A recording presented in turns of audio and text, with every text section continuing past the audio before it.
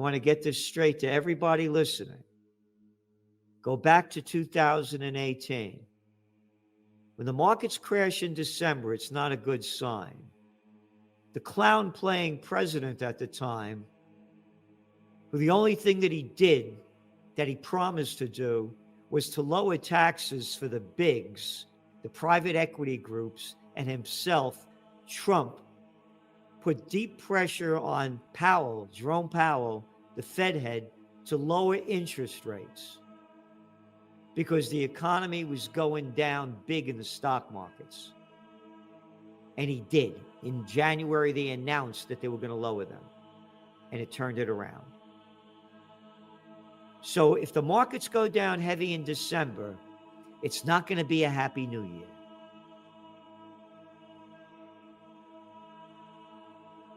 We're in an economic crisis, I believe is the worst in modern history, with them inflating, artificially pumping up the economy. What are we, over $30 trillion in debt, $31 trillion in debt. And now you're hearing, by the way, one after another, the IMF, what is it, the International Monetary Fund, they came out this past Thursday and warned of very, very difficult economic times. Retail sales, by the way, that does not include accounting for inflation. So the retail sales down 0.6% in November, according to the Commerce Department. When you look at inflation at 7.1%, retail sales are down a lot more.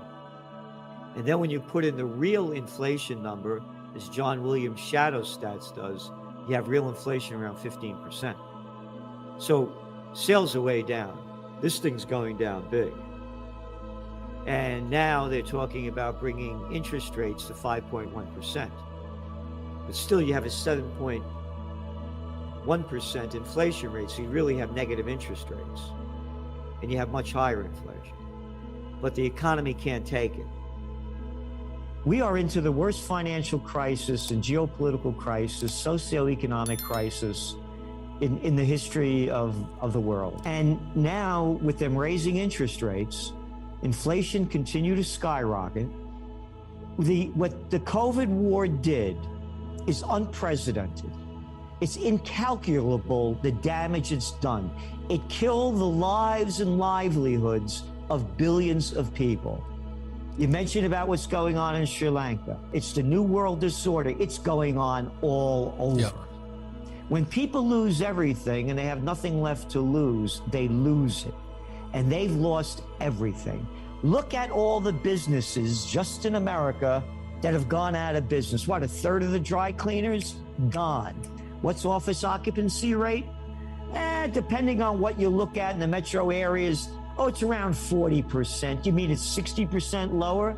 Oh, no more happy hours. Oh, don't have to, again, go to the dry cleaners. I'm working from home now. Oh, all the delicatessens, all of the businesses that used to depend on commuters, gone. Well, again, Mussolini called it the merger of state and corporate powers. I mean, look at this chip bill that they did, this multi-billion-dollar chip bill. Yeah, go open a place up here. Here's money to go do it. Hey, I'm a big guy. I want tax credits. The rest of you workers of slave land, you pay everything. Look what the IRS, $80 billion go into the IRS so they could hunt down the small businesses and we the little people of Slavelandia.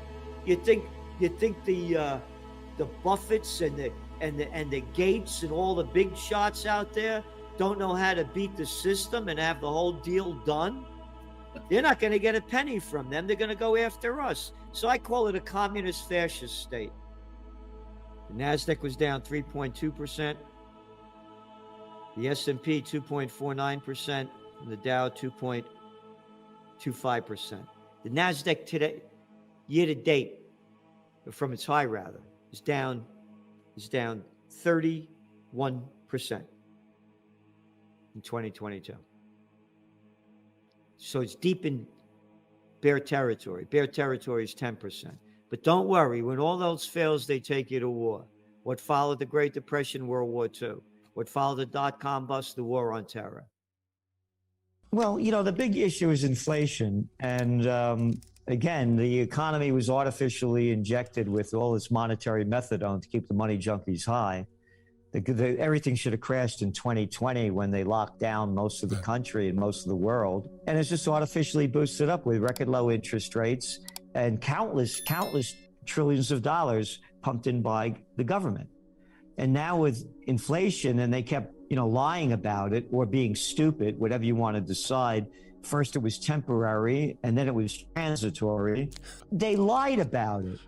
You're looking at the EU with what, 8.6% in inflation rate and negative interest rates minus a 0.50. And the United States, where you have the inflation rate just came in at 9.1, and it was temporary and transitory. So they're going to keep raising rates. The higher rates go, the deeper the economy goes, the deeper the markets go. End of story. And you're looking what happened over in Canada recently. They just raised rates 1%. Oh, and that clown over there playing his central bankster was BSing too, that he didn't expect inflation to go this high. Now let's put this into perspective too. Now anything on variable rates goes way up. So all that office, commercial sector, warehouse, all the commercial real estate, you got a lot of variable loans. You're going to pay way more. Oh, and the $31 trillion debt the United States, now you got to pay more debt on that. And then you look at the emerging markets. The dollar goes up when interest rates go up. They got to pay more money. Their currencies go down, they got to pay a lot more dough. So again, taking a globalnomic perspective, now you're going to start seeing people taking to the streets and protest the lack of basic living standards. Government corruption, crime, violence. You think you got an immigration and refugee problem now? Ain't seen anything yet.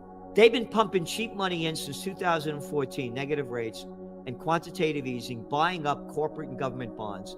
The merger of state and corporate powers is called fascism. All you folks over there in Europe, according to Mussolini. You have inflation in Europe at 10.6%. And you got an interest rate at 2%. That's negative